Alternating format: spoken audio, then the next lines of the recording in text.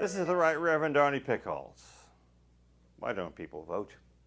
Or why do over 90 million people who are eligible to vote stay home as a no vote? The stakes are high. National security, health care, the environment, and so many other important facets of federal spending that impact almost everyone somehow.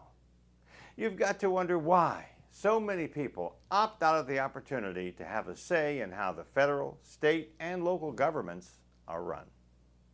The most common excuse: my vote doesn't count. The Electoral College chooses the president. Then there are registration requirements, but for the most part, this is a painless transaction with little more than a valid ID. Believe it or not, in 1940, when we were involved in World War II, the voter registration turnout was 62.4%. The midterm elections in 1942 drew a scant 33.9%. In 2016, though, the number was an even 60%. So what to do about apathy?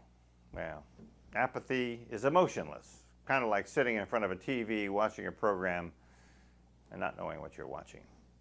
An activity with no connection, no emotional tie, no purpose, no motivation to get the old brain engaged.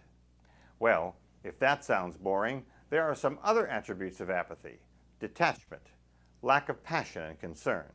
And what does this buy you? You become lazy, lethargic, and almost paralyzed. You could also say that apathy is related to having no hope. And to make matters worse, there's pessimism.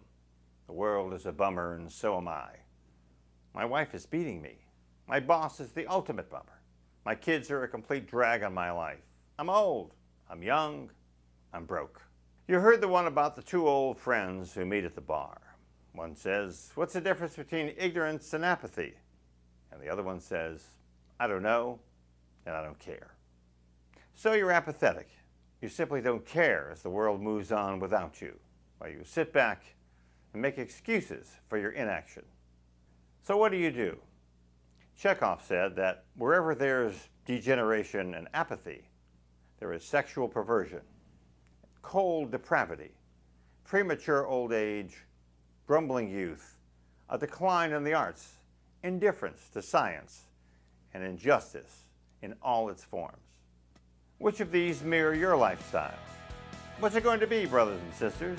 Give up your freedom to people who feed off your laziness and lack of interest, who vandalize your property and your business, who steal and waste your children, who desert your planet, your home, and your future. In our next session, we'll bring you out of your stupor and show you how to plug in your life and experience it like you never have before. This is the Right Reverend Arny Pickholtz, to your good life.